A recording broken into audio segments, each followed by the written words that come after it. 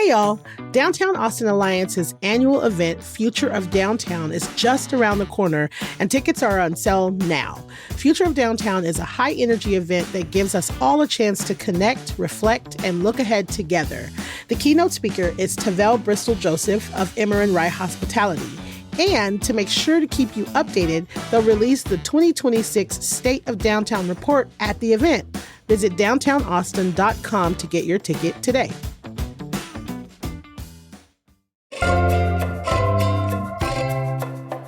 If you live in Austin, chances are you drive on local streets and know how bad it is out there. And with summer and summer traffic right around the corner, we wanted to find out what's the worst intersection in town. Today on CityCast Austin, we're answering that question with a local traffic expert.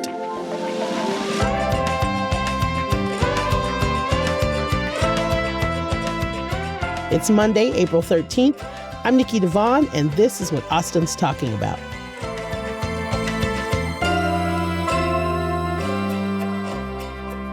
Hello, I am here today with our guest, Nathan Bernier of KUT, the fantastic transportation reporter. What's up, Nathan? Hey, how's it going, Nikki? Hi, thanks for being here again. And of course, executive producer Eva Ruth Morvek. What's up, Eva Ruth? Hello, hello. Hello. So, Hello. Okay, today we are talking about the worst intersections in Austin. So all three of us brought our ideas for which intersections the worst. We didn't really set criteria or anything, but we are here to debate and fight and figure it out. Yes. I feel like I got to say, when I was preparing for this, I had some very strong feelings. I was not prepared to have such strong feelings. And I'm excited to hear, I'm excited to hear what Nathan has to say first. So Eva Ruth, you go first. Got it. And warm us up. All right. Okay. Yeah, I'm just what do I know? I'm no transportation expert. I just drive in the city. So to help me find my candidate for the worst one, I was looking at accident lawyer websites because Okay. they, that's how they make their money. So I want to see where they're getting their business. And I also use some of my own personal experience, of course, of driving around, specifically in this case to the dentist. And based on those experiences, my nominee is the Mopac Expressway and West Slaughter Lane. Oh, yeah. Okay.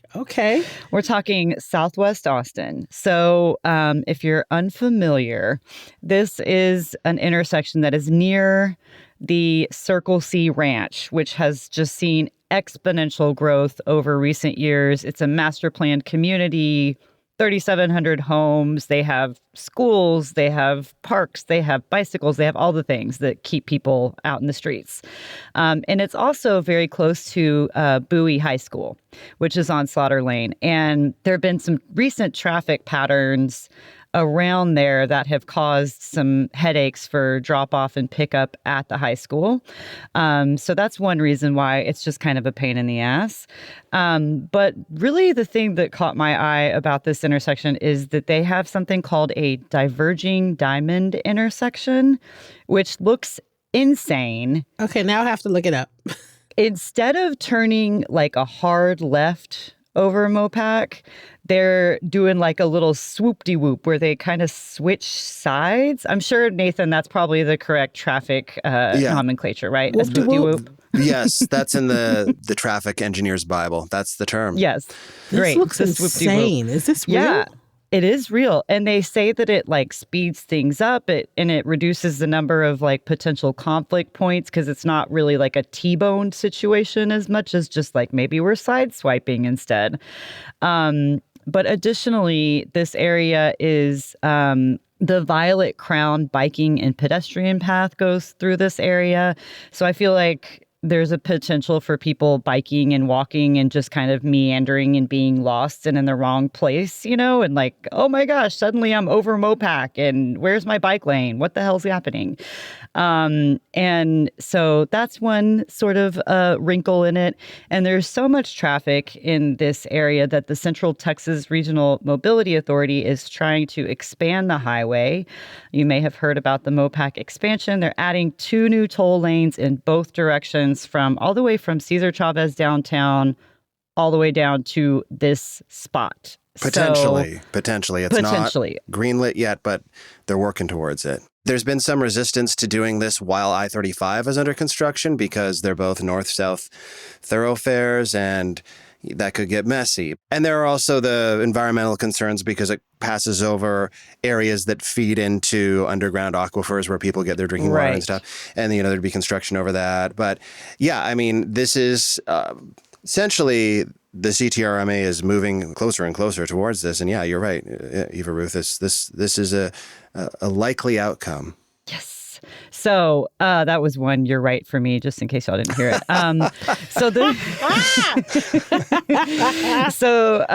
This intersection is dangerous. And also this rebuilt intersection with the diamond swoop-de-whoop is relatively new and went through a redesign. So I feel like people are still kind of trying to figure out how to maneuver this weird thing, this weird pattern.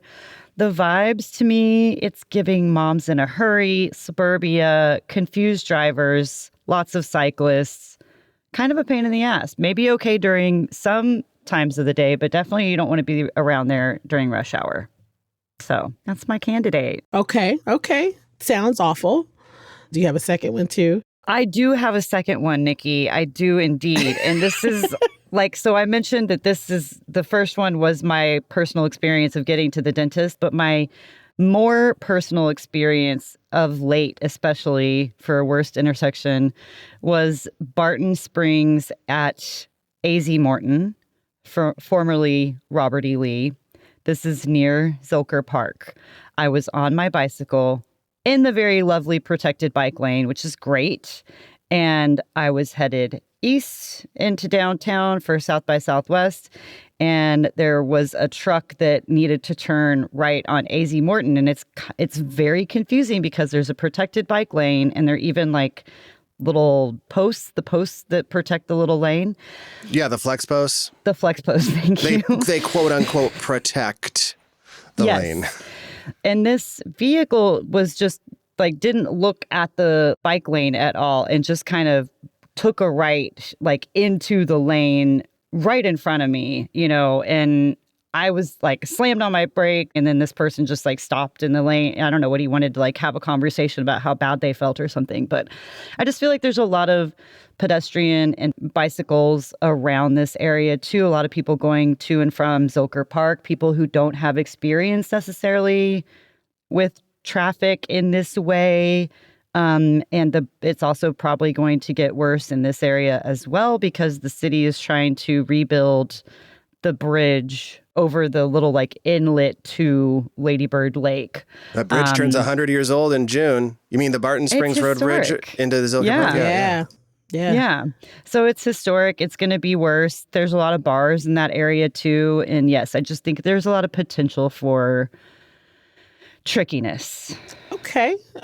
So we got Slaughter and Mopac. And we got Barton Springs and AZ Morton. Those are solid. All right, Nathan, what about you? I have so many feelings about this, but they're all I'm so excited. Yeah. I'm so excited about this. This is Nathan Therapy Hour. Get ready. Right. Yes. Thank you. I'll pay you guys, I feel like, a decent amount per hour for this conversation because it's going to be offloading a lot of emotion. I actually put this, I asked on on X.com. I just said, what's the worst intersection in Austin? And I mentioned, I'm going to be debating Nikki. I imagine this as a debate, but this is so far more of a conversation, which is fine. And I'll debate you too, Eva Ruth, to the death. Let's go. No, I asked people, I received more replies than I'd ever received on any social media post on that website before. And it's almost 200 people. People have so many strong feelings about this. I love this. There are so many bad intersections. And I know that whatever answer I give is going to change the next time I drive. I should have said this, damn it. But I also have from the city their worst intersections. Now, they use something called a comprehensive crash cost metric, which basically looks at the severity of crashes and the frequency of crashes, and they use some mathematical formula. And they need to do this, right, if they're going to be fixing these intersections. because they need to know what's bad if they know what they're going to fix. And they have been fixing. So they're worse. I'll start with the city's worst before I tell you mine. They say Dessaw Road and East Palmer Lane. That is the worst in the city in terms of their comprehensive crash cost ranking. Wow. I believe that. Yeah, I'm a South Austinite, deep South. So I'm not really, I know where this is, but I'm not really familiar with the intersection. Have you been there, Nikki? I used to live right in that neighborhood off of Shropshire and Jaeger. And I would say that is probably right, because you have it's like two streets that have high speed limits, and it's a really long turnaround between lights. So there's a lot of running of the lights because you don't want to wait till the next one comes along. And then on top of that, there's a lot of pedestrians for some reason trying to cross all the time. So I would agree with that, actually. Okay. I think this is a 5-year metric, and they've had 255 crashes, something like that. So that's pretty bad. Their second worst was Lamar and Runberg, but they've actually done some stuff to fix that. So I just wanted to mention that, like, of their top 25 or so, they've been spending a lot of money to fix 1, 2, 3, 4, 5, 6 of them. So Ben White and South Congress Avenue is their number 6 worst, and I definitely agree. They have actually South First and William Cannon. I'm there quite a bit. I don't like that intersection. I'm not surprised that there's a lot of crashes there, but that's not my worst. When I think about worst, I think about, like, in what state am I the most unhappy crossing an intersection in Austin? And usually it's walking, because driving is bad. But sometimes when certain intersections I walk, I fear for my life. And usually those are the worst for me. In one of the worst, I'm going to say 32nd Street at I-35. So you're underneath. You have to cross multiple lanes. You're underneath the elevated lanes, and then you're walking on a sidewalk that's 4 feet wide with a railing that, I don't know, it feels like very low. And beneath you is, like, what, 6 lanes of I-35 traffic? Yes. Yeah. I hate crossing on foot I-35, anything to do with a bridge over I-35 walking across. In my own life, and some people mention this on social media when I posted about it, just driving South First and 1626. So this is where South First ends. It ends at 1626. And during rush hour, a long line of cars to turn left onto 1626. And it just takes forever to go not very far, and it's extremely annoying. And then, let's see, beyond that, I really also dislike Barton Springs and South First Street. I was actually down there last Friday at Barton Springs Saloon for the first time. And it's just like, again, this is one of those intersections where it's annoying to drive. Right. It's also annoying to cross on foot because you have to walk across so many lanes, and there's cars turning left, and you have to, like, keep your head on a swivel to make sure that you're not going to get hit. So those are among my least favorite. So I'll stop there. But I mean, I could keep going. Nathan, clarification question. Are you talking about South Lamar in Barton Springs? I'm sorry. I have to correct myself. South Lamar. I don't know why I've got South First on the brain because I'm always on South First. You're right. It's South Lamar, and thank you for correcting me. They're both not great. Same applies, though. There's so many lanes of traffic trying to cross over South First on Barton Springs. Same applies. That's a messier one, too. That's where the Whataburger is the South First, right? Yeah. But they have, at that intersection, I know for sure they have they at least used to have the talking voice that it is time. It's got like a Texan drawl a little bit. It's time to cross the street. But over at Lamar and Barton Springs, that's what I meant, because that's where Barton Springs Saloon is, and it's just like just unpleasant. And what is there, like, kitty corner to this Barton Springs Saloon? It's just like there used to be a McDonald's, now it's just a parking lot. Also, kind of seems like you're not supposed to walk like that, and the intersection seems so big that it's like nobody should be walking. Nobody should be trying to make it across all of these lanes of traffic, because you're surely not going to have enough time if you don't trot. If it's like you nailed it. It's like you should not be walking here. You don't belong here. What are you doing? Okay, I guess we'll let you cross if you must, but it's not welcoming at all. I mean, it's worse than not welcoming. I was looking up like intersection design principles from NACTO, which is like the National Association of like city planners or something, city transportation officials. Sorry, but basically what they're saying is their argument is the best intersections are as compact as possible. They're very like pro walkability and stuff, yes. but intersections are shared spaces, you know, and so it is. I mean, most of them are. I guess not all of them. Yeah, Hostile. That's a rough. Yeah, that's a rough one. Solid. I mean, that was a lot too. So that's your main choice is what? Barton Springs and Lamar? I think Nathan has been very clear that he can't choose. I can't choose. That's it. I can't decide because I also love the same. I used to live a block from east. I used to live a block east of I-35 on 6th Street, and I also hate that intersection, which is East 6 and I-35, both for driving. And a number of people mentioned this on Twitter too, which is you're coming down northbound on I-35, exiting at 6th Street, and it's that sudden plunge of the ramp into the intersection. And then what happened to me just the other day, as I'm coming down that intersection, I want to go up to 8th Street. And then there's a car, it was like a garbage truck that wanted to, and a massive vehicle that wants to like cut across my lane so it can turn left on 6th Street at the last second. And it's just, it feels really weird because you're coming down a hill and you have to slam on your brakes. I also hate that one. So if you just I'm just going to keep changing my choice because there's so many intersections to hate in this beautiful city we live in.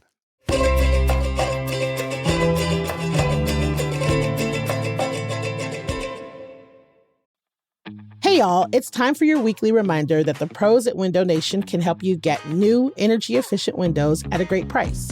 The weather is kind of crazy right now, so if you're like me, you're alternating between your AC and your heater. But you know what could give you a bit more control over your house temperature? New windows.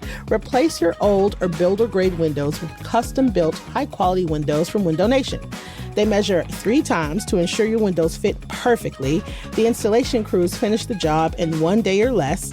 And you can choose from over 1,500 styles and colors to make sure you get exactly what you want for your home. And most importantly, the windows come with a lifetime warranty.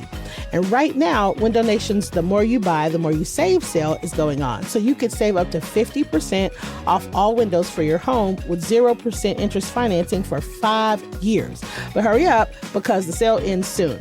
So schedule a fast, free consultation now at windownation.com.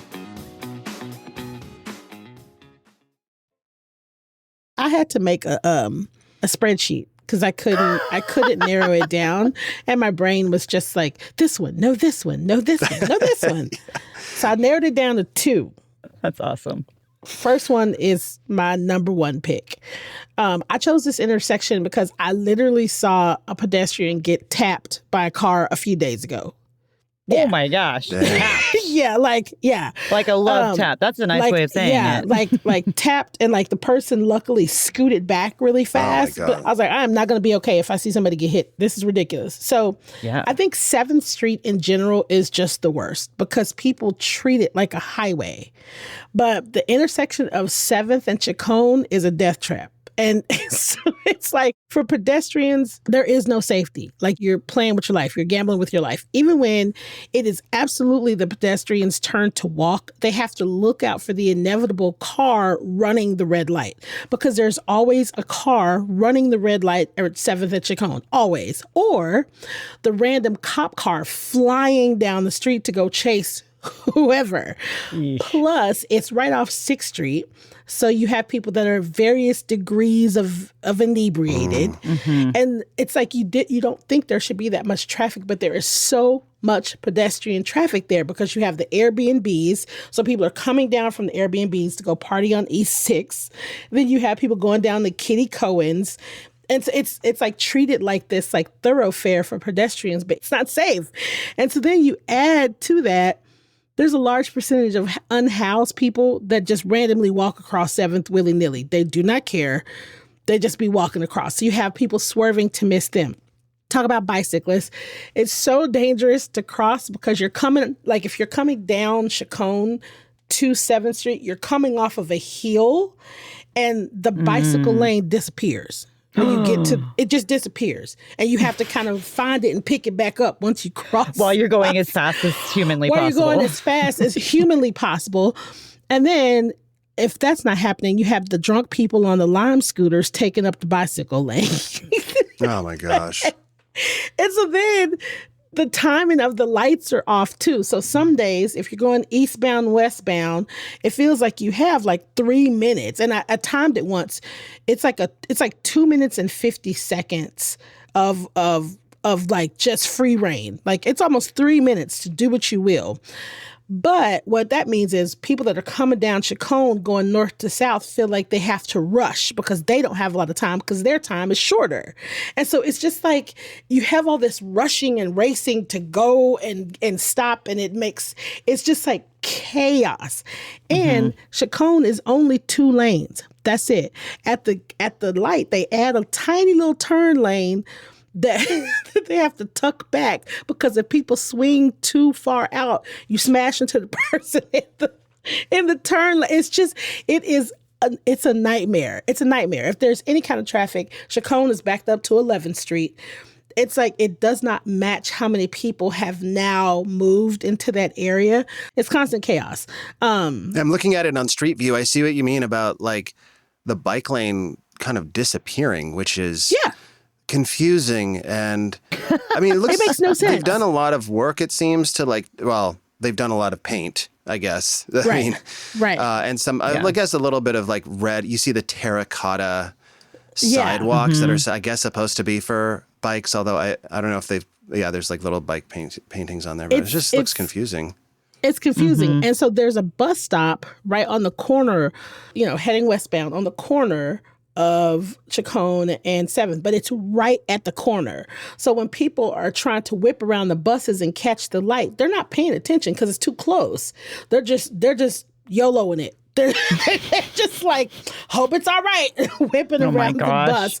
9 times out of 10, the light is not green anymore, and they're just running lights. So that it's like super, super dangerous. The vibes for me, drunk people, cops, unhoused people, tourists, and then drivers, and it's treated like a major thoroughfare, and it's not. It's not supposed to be. It's just complete chaos. Complete chaos. And it's so residential around there, too. It is so residential. It is very dense. There are a lot of apartments, houses, everything. Yeah, it's like residents and a university and bars. Meets bars. It's a lot. Yeah, that's a good one. Yeah. Yeah, and my runner-up is quick and easy, 35 and 51st Roundabout. We do not know how to use roundabouts in this city. Everybody can fight me. Love a roundabout. I love a roundabout, too. If we could figure out how to do it right, listen, I'm all for it. I think it's great. But that roundabout at 51st and 35, no one knows what they're doing. Nobody knows what they're doing. It's just like I've watched people just go in circles because they can't get up. It's ridiculous. It's like in National Lampoon's European Vacation where they're like going for hours and hours around the roundabout. Yes. It's so dangerous. And people walk over there. It's like trying to cross over 35 and you have the roundabout to contend with. It's a mess. It's a mess. Okay, the roundabout, the diamonds, why are we trying to make intersections just different than just a simple turn? So I have an answer for this because I did a story about roundabouts last year. And I think there's about 50 in Austin now. And the reason why is because if you talk to like professors at universities who research traffic, they will tell you that intersections are inherently dangerous because they are where cars intersect, right? Like this is where many crashes occur because there's the greatest possibility for crashes to occur. And they have lines and you can see these diagrams. You can just Google it if you want to see like where it shows all of the potential conflict points at an intersection. But when you turn it into a roundabout, the number of conflict points shrinks tremendously. And you have the advantage of you don't necessarily have to stop. You might have to yield, but you may not have to stop. It kind of keeps traffic moving a little more smoothly. And with the diverging diamond interchanges, I have trouble wrapping my head around those.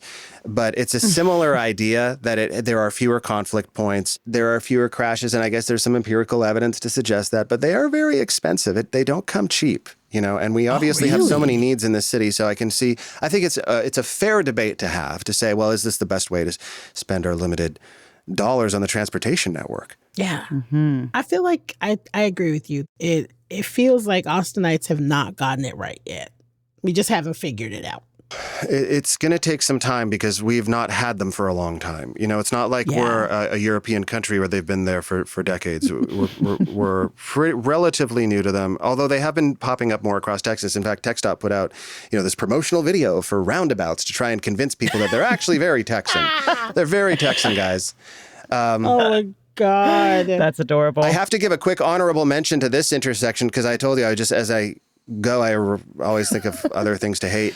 And this is right in front of KUT, who employs me. So I have to mention this is Dean Keaton and Guadalupe Street. That T-bone intersection there is just, it's a nightmare. There's a ton of students and... Right at 1972 and right. Hole in the Wall, all that. Yeah, by Hole in the Wall.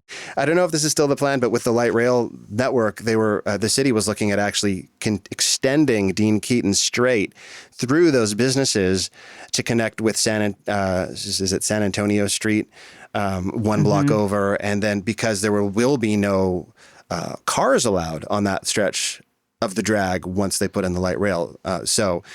That will, I guess, change that. But right now, it's the mix of traffic and people. There's so many students. And just driving, if you drive around campus, the University of Texas campus, I'm sure other campuses are like this too.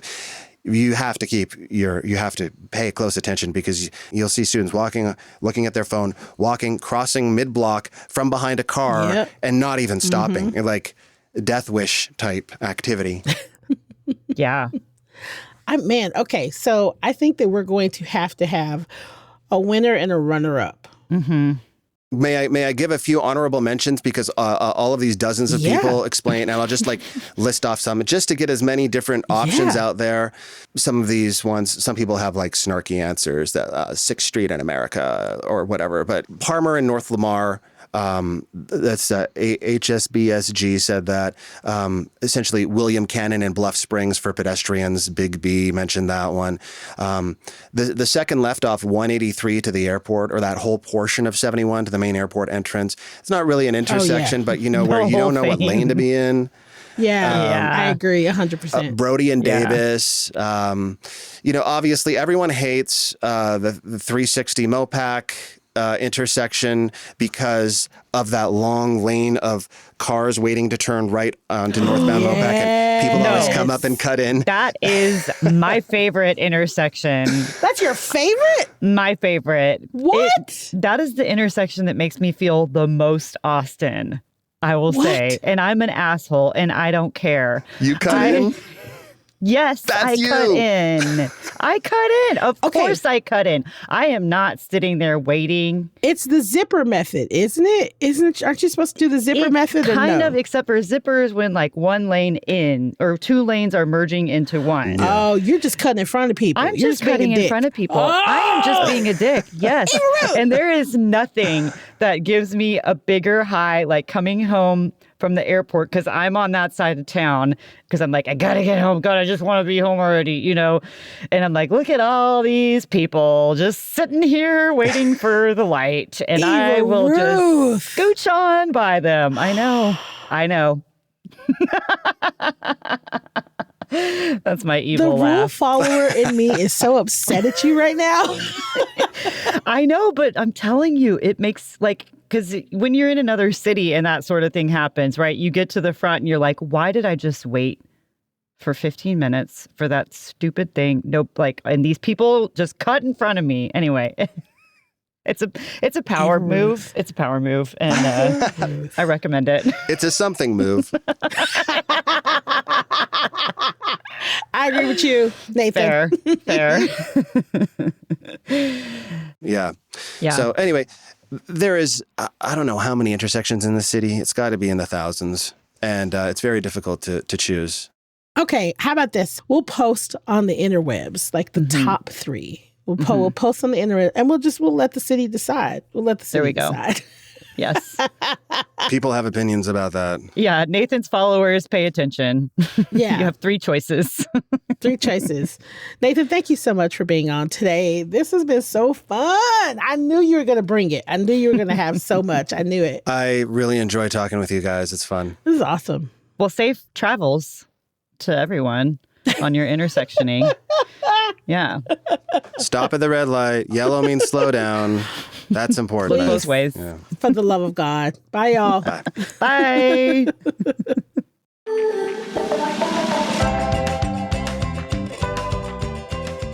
That's all for today here on CityCast Austin. You can find links to Nathan's social media in our show notes.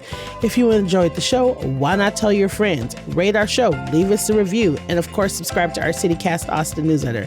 And y'all, we are not kidding. We want to hear from you. What do you think the worst intersection in the city is? If you love us and you love conversations like this, support us. Become a neighbor. Go to membership.citycast.fm. We'll be back tomorrow morning with more news from around the city. Bye, y'all.